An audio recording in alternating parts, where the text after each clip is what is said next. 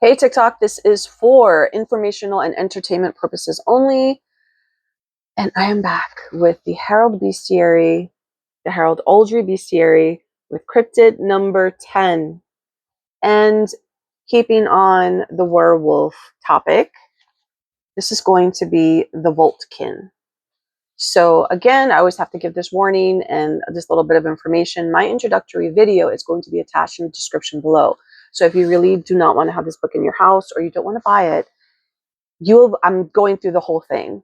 And the beginning part is in my introductory video. Look for it below. You'll see the little arrow, hit it, and it'll go to that video. If you're very timid, if you're very, very susceptible to being a little weird after you see really scary videos, my suggestion to you is to scroll past this one because these are not for the faint of heart. If you're still here, then you do want to see the picture and you want me to talk about, or you want to hear about what I have to say about this cryptid. So this is the Vultkin. I don't even know. I don't even know what to say about that picture at all. This was held in St. George's Cape. Okay, so let me tell you about the Vultkin. The worst type of creature that can be called a lycanthrope. The Vultkin are monstrous cultists who worship the pagan god Loki and his son Fenrir, the god-slaying giant wolf of Norse mythology.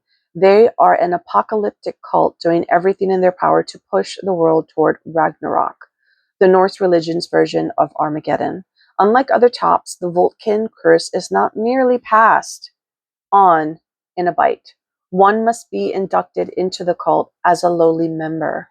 Wow, so you don't get it as a bite. You have to want this and purposely be in some type of ritual.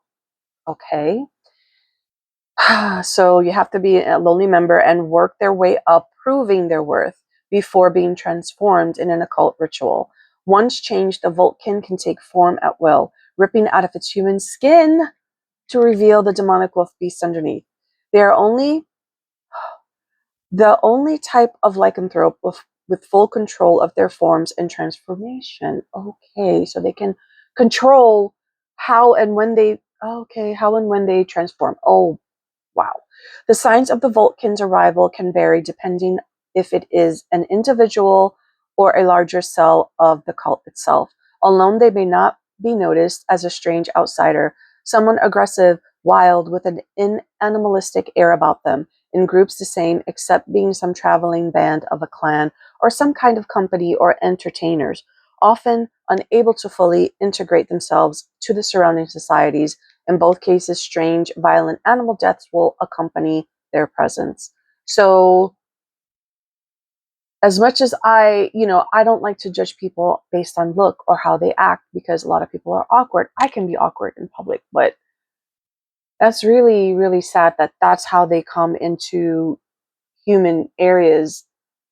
I don't even know. Okay, so the Vultkin are another such creature where the recommended means of is to call on the sons of man order for the aid of a paladin. Another one that needs to be done away with by a paladin. These creatures are as malevolent and powerful as the demons of hell, capable of terrible feats of strength and wild savagery, as well as acts of outright magic. It would take a whole team of hunters and soldiers to even stand a chance, given how rarely they work truly alone. Wow, that's pretty horrible. I would never. I hope that they do not exist anymore. I hope they're not in the world, but this wasn't that long ago, and it seems to me that the creatures have gotten worse and there are more sightings than ever before. But anyway, yeah, I'm gonna end this video. Until my next video, people stay spooky, and I will see you in the next one.